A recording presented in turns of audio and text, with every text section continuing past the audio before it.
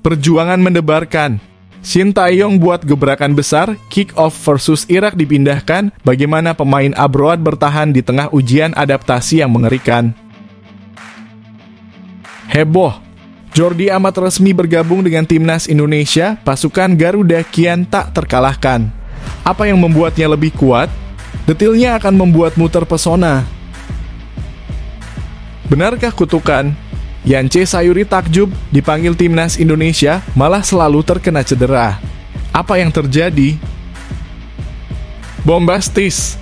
Rahasia optimisme Menpora Dito, timnas Indonesia siap menuju babak ketiga kualifikasi Piala Dunia 2026. Temukan alasannya yang tak terduga di sini. Ini luar biasa. Timnas Indonesia memperkenalkan wajah baru yang pernah bermain bersama Robin van Persie dan meraih gelar bersama. Siapakah sosok misterius ini? Temukan selengkapnya di sini.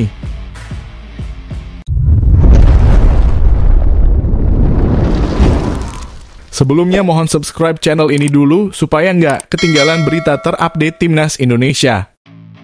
Perjuangan mendebarkan. Shin Tae-yong buat gebrakan besar, kick off versus Irak dipindahkan, bagaimana pemain abroad bertahan di tengah ujian adaptasi yang mengerikan. Para pemain timnas Indonesia, terutama yang bermain di luar negeri, sedang berusaha beradaptasi dengan cuaca panas di Indonesia. Mereka harus mulai terbiasa karena akan menjalani pertandingan pada pukul 4 sore waktu Indonesia Barat. Timnas Indonesia dijadwalkan akan menjamu Irak pada laga kelima Grup F kualifikasi putaran kedua Piala Dunia 2026 zona Asia. Awalnya pertandingan ini akan digelar pada pukul 7 malam waktu Indonesia Barat, tetapi pelatih Shin Tae-yong memutuskan untuk memajukan jadwal tersebut menjadi pukul 4 sore waktu Indonesia Barat. Keputusan untuk memajukan waktu pertandingan ini mengundang tanggapan dari Shaine Patinama. Bek kiri timnas Indonesia ini mengaku kesulitan dengan perubahan waktu kick-off pertandingan melawan Irak. Selain Shaine Patinama, para pemain yang bermain di luar negeri juga harus bisa beradaptasi dengan cuaca panas di Indonesia. Meskipun demikian, Shaine Patinama tidak ingin mengeluh dan terus berusaha untuk cepat beradaptasi dengan iklim di tanah air.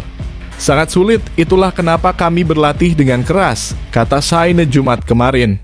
Shaine menambahkan bahwa ia dan rekan-rekannya akan siap menghadapi cuaca panas di Indonesia.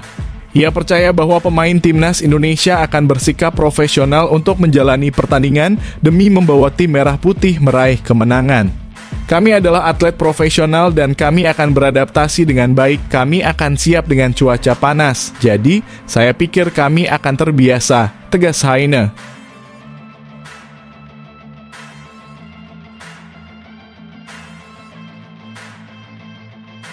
Heboh. Jordi Amat resmi bergabung dengan timnas Indonesia, pasukan Garuda kian tak terkalahkan. Apa yang membuatnya lebih kuat? Detailnya akan membuatmu terpesona. Bek timnas Indonesia, Jordi Amat telah resmi bergabung dengan skuad Garuda, membuat tim semakin lengkap. Kabar kehadiran Jordi di skuad timnas diumumkan oleh rekan setimnya, Sandy Walsh, melalui akun Instagramnya pada Jumat kemarin. Sandy juga menyebut bahwa Jordi akan menjadi sekamar dengan dirinya. Prince Jordi is back, tulis Sandy. Dengan bergabungnya Jordi Amat, skuad Garuda kini semakin lengkap. Namun, masih ada dua pemain lain yang belum bergabung, yaitu Justin Hubner dan Jay Izzas. Persaingan di lini belakang timnas Indonesia akan semakin sengit dalam laga lanjutan kualifikasi Piala Dunia 2026 zona Asia putaran kedua. Pelatih Shin Tae-yong telah memanggil 22 pemain untuk kedua pertandingan tersebut, di mana 5 diantaranya adalah pemain belakang. Kelima bek tersebut adalah Jordi Amat, Jay Izzas, Rizky Ridho, Justin Hubner, dan Muhammad Ferrari. Dengan komposisi 5 pemain belakang ini, terlihat bahwa mereka semua memiliki kualitas yang mumpuni dalam sepak bola Indonesia. Namun melihat kompetisi di antara mereka, kemungkinan 2 atau 3 di antaranya akan dipilih untuk menjadi starter dalam pertandingan timnas berikutnya. Bagi pelatih Shin Tae-yong, ini akan menjadi keputusan yang menantang. Apakah dia akan memilih untuk memainkan kedua pemain tersebut secara bersamaan atau memilih satu di antaranya dan menempatkan yang lain di bangku cadangan?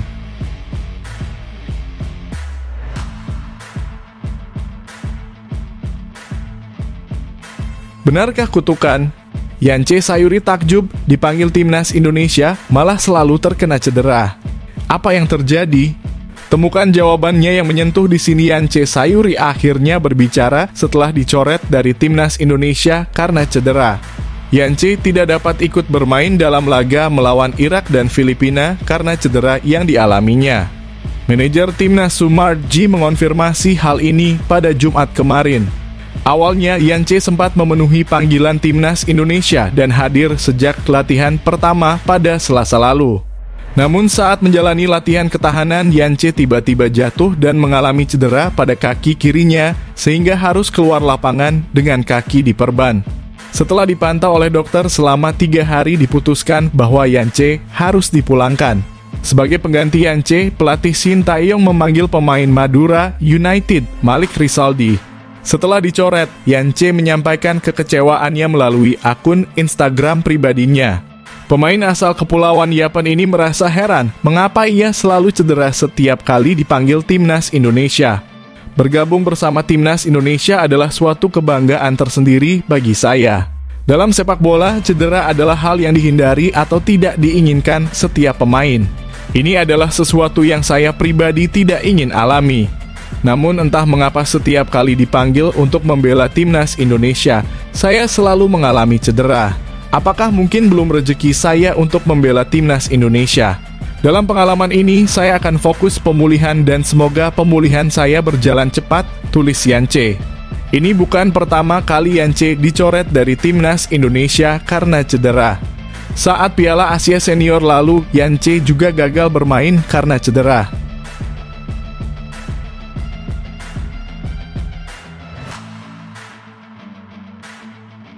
Bombastis. Rahasia optimisme Menpora Dito, timnas Indonesia siap menuju babak ketiga kualifikasi Piala Dunia 2026. Temukan alasannya yang tak terduga di sini. Menteri Pemuda dan Olahraga Republik Indonesia Dito Aryo Tejo optimis bahwa timnas Indonesia akan lolos ke babak ketiga kualifikasi Piala Dunia 2026 zona Asia. Keyakinannya didasarkan pada persiapan matang yang dilakukan oleh tim asuhan Shin Tae-yong. 2 pertandingan ini sangat penting bagi timnas Indonesia karena akan menentukan nasib mereka. Namun skuad Garuda memiliki keuntungan karena memainkan kedua pertandingan tersebut di kandang sendiri. Selain itu, skuad Garuda memiliki peluang besar untuk melaju ke putaran ketiga kualifikasi Piala Dunia 2026 dan otomatis lolos ke Piala Asia 2027. Tim asuhan Shin Tae-yong hanya membutuhkan 1 kemenangan dalam pertandingan melawan Irak dan Filipina. Menjelang pertandingan penting tersebut, timnas Indonesia telah memulai latihan pada Selasa lalu. Menpora Dito yakin bahwa skuad Garuda dapat meraih hasil positif saat melawan Irak dan Filipina karena persiapan yang dilakukan sangat maksimal. Kita sebenarnya hanya perlu 1 kemenangan untuk bisa lolos ke putaran ketiga kualifikasi Piala Dunia 2026, kata Menpora Dito. Timnas juga kemarin latihan di GBK Senayan. Saya melihat persiapannya sangat maksimal. Semoga hasilnya bisa menang, tambah Dito. Selain itu, Menpora Dito juga berharap proses naturalisasi Calvin Verdonk dan Jens Raven dapat segera selesai. Dengan demikian, kedua pemain ini bisa memiliki peluang untuk bergabung dengan skuad timnas Indonesia. Dan insya Allah kita akan menambah 2 pemain baru yang semoga bisa bermain melawan Irak atau minimal melawan Filipina, jelas Menpora Dito.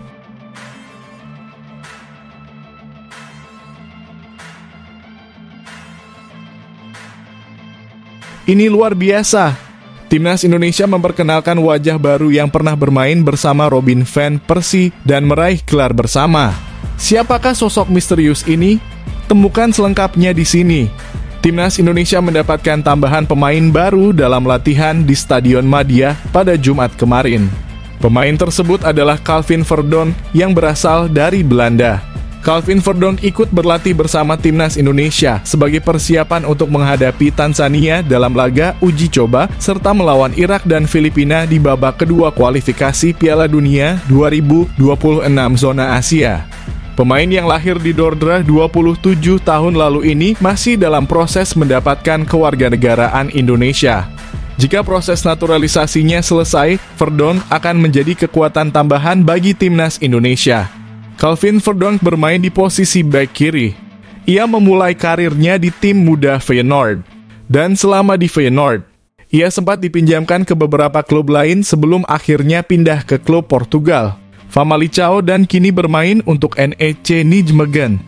Selama di Feyenoord, Verdonk pernah bermain bersama mantan pemain Manchester United, Robin van Persie, yang juga merupakan legenda timnas Belanda. Meskipun Van Persie memulai karirnya di tim muda Feyenoord, mereka sempat bermain bersama di tim senior Feyenoord.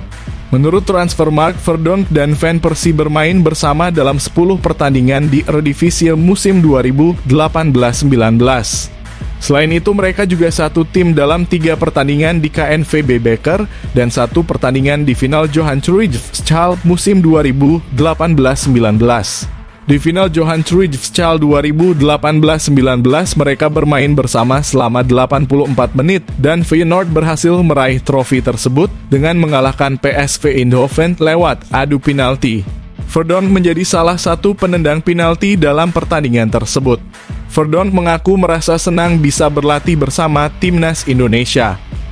Saya sangat senang bisa berada di sini, cuacanya sangat bagus, saya menyukainya," ujar Verdonk. Ia juga mengatakan tidak mengalami kesulitan selama berlatih dengan timnas Indonesia. "Bagus, ini adalah sesi latihan yang ringan. Kami hanya melakukan latihan set piece dan beberapa latihan lainnya. Tentu, ini adalah latihan yang bagus," jelas Verdonk.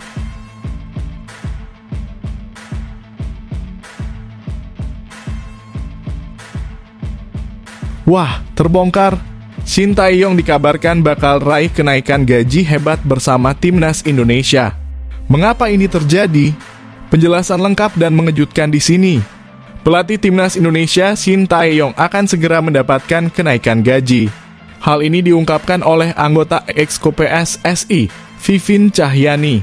Vivin menjelaskan bahwa Shin Tae-yong akan menerima kenaikan gaji dalam kontrak barunya yang akan ditandatangani dalam waktu dekat. Selain gaji, pelatih asal Korea Selatan ini juga akan mendapatkan bonus dan fasilitas lain dalam kontrak yang berlaku hingga 2027. Kontrak baru ini seharusnya mencakup penyesuaian bonus, tapi jumlahnya saya kurang paham dari kami. Sama seperti yang lain di sisi profesional, jika mencapai target pasti ada tambahan, kata Vivin Cahyani. Vivin juga mengapresiasi kinerja Shin Tae-yong bersama timnas Indonesia, terutama melihat hasil di 2 gelaran Piala Asia Senior dan U23. Berkat kontribusi Shin Tae-yong, timnas Indonesia kini lebih diperhitungkan di kancah sepak bola Asia. Kontraknya sudah diperpanjang sesuai dengan pencapaiannya. Kami menghargai hasil kerjanya, katanya. Jadi kontrak diperpanjang sampai 2027 dengan harapan timnas bisa lolos ke target-target berikutnya, tambah Vivin. Saat ini, Shin Tae-yong sedang mempersiapkan timnas Indonesia untuk melaju ke babak ketiga kualifikasi Piala Dunia 2026 zona Asia.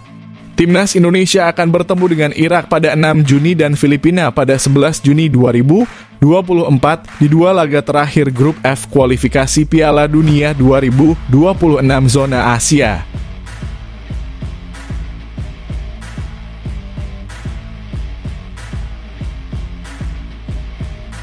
Ini dia bukti tak terbantahkan bahwa Shin Tae-yong melihat lebih jauh Malik Rizaldi menuju timnas Indonesia, mengungkap tabir rahasia talenta tersembunyi di Liga 1.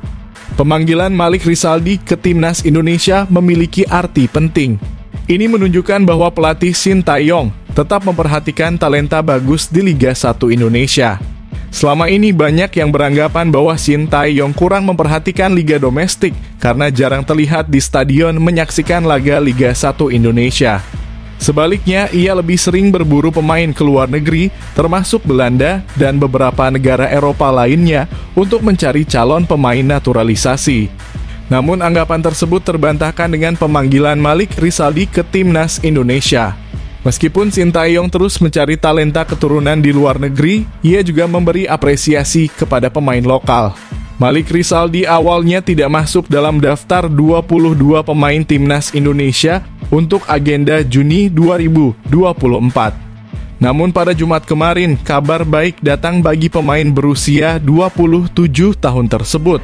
Cedera yang dialami Yance Sayuri membuat Shin Tae-yong harus memanggil pemain baru dan ia memilih Malik Rizaldi sebagai pengganti.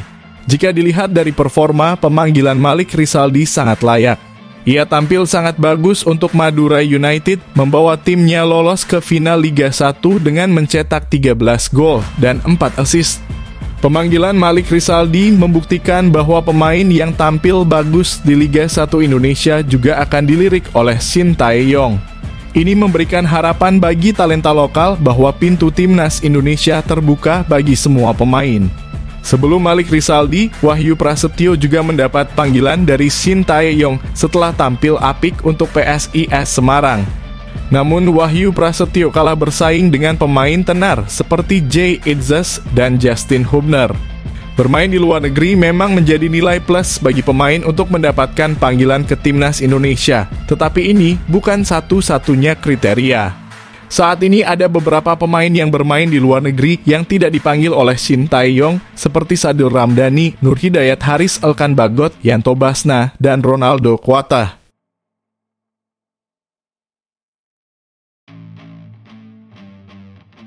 Siapa yang bernilai lebih? Terungkap.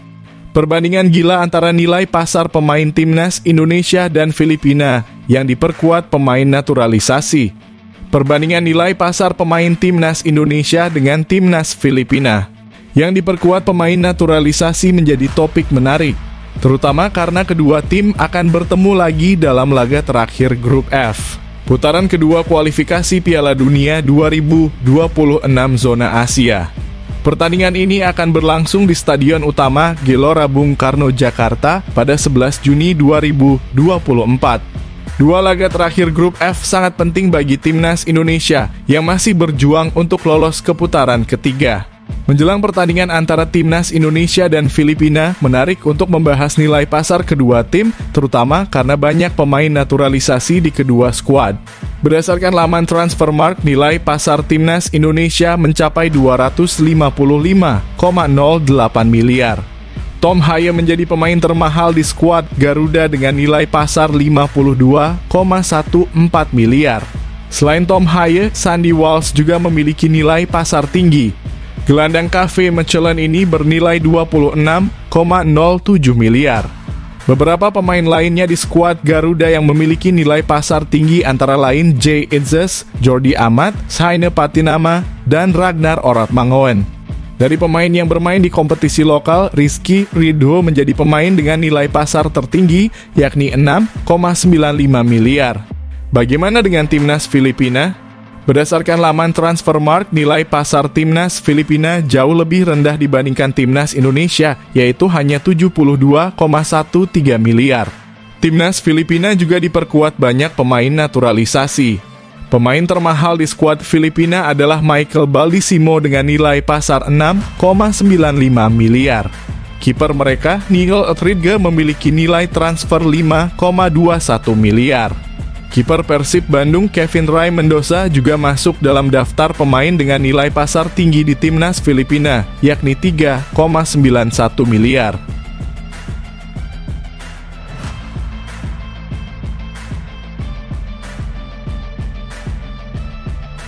Momen euforia. Jika Indonesia menang lawan Tanzania, ranking FIFA bakal terkerek naik. Apa dampaknya pada persaingan dengan Malaysia?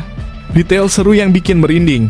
Diperkirakan akan ada perubahan dalam peringkat FIFA jika timnas Indonesia berhasil mengalahkan Tanzania dalam laga uji coba. Laga melawan Tanzania dijadwalkan sebagai pemanasan sebelum timnas Indonesia bermain di kualifikasi Piala Dunia 2026 zona Asia melawan Irak dan Filipina. Pertandingan timnas Indonesia melawan Tanzania akan berlangsung di Stadion Madia pada Minggu pukul 4 sore waktu Indonesia Barat. Ketua Badan Tim Nasional Sumarji telah mendaftarkan pertandingan timnas Indonesia melawan Tanzania dalam kalender FIFA. Ini berarti hasil dari laga uji coba ini akan memengaruhi poin FIFA dari kedua negara. Pertandingan internasional yang dimaksud adalah FIFA Match A, yang merupakan pertandingan internasional di luar jadwal resmi FIFA. Setiap tim hanya akan mendapatkan setengah poin dari pertandingan ini dibandingkan dengan pertandingan pada periode FIFA Matchday. Timnas Indonesia saat ini menempati peringkat 134 dalam peringkat FIFA dengan total 1.102 poin, sedangkan Tanzania berada di urutan ke-119 dengan 1.159 poin. Berdasarkan kalkulator poin FIFA di laman Herman Baum, diperkirakan Timnas Indonesia akan mendapatkan kenaikan sebanyak plus 277 poin jika berhasil mengalahkan Tanzania. Sebaliknya, jika kalah, Timnas Indonesia akan mengalami penurunan sebesar 2,77 poin, dan jika bermain imbang, Timnas Indonesia hanya akan mendapatkan tambahan sekitar plus 0,27 poin. Kemenangan atas Tanzania kemungkinan akan membuat Timnas Indonesia naik satu peringkat dalam peringkat FIFA, menggeser perolehan poin dari Kepulauan Faro yang saat ini berada di peringkat ke-133. Hal ini akan semakin menjauhkan Timnas Indonesia dari rival terdekat di Asia Tenggara, Malaysia. Saat ini Malaysia berada di peringkat 138 dunia dengan total 1.094 poin, turun 6 peringkat dari sebelumnya. Penurunan ini merupakan akibat dari penampilan buruk Malaysia dalam beberapa pertandingan terakhir, termasuk dalam kualifikasi Piala Dunia 2026 dan Piala Asia 2023. Dalam dua laga terakhir kualifikasi Piala Dunia 2026 pada Maret lalu, Malaysia kalah dari Oman.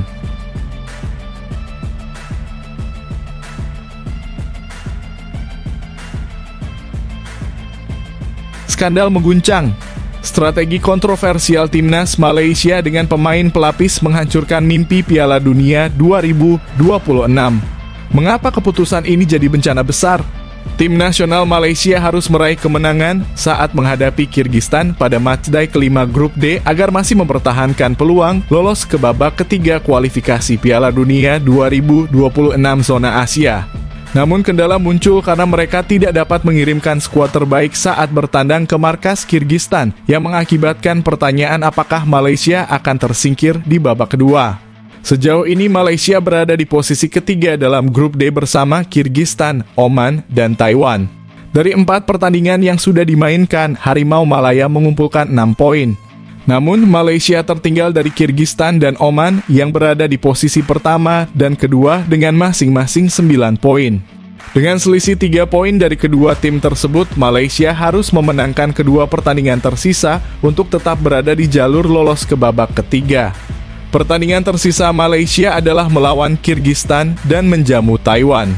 Namun kabar buruk datang karena Malaysia diyakini hanya akan memainkan pemain pengganti saat bertandang ke markas Kyrgyzstan.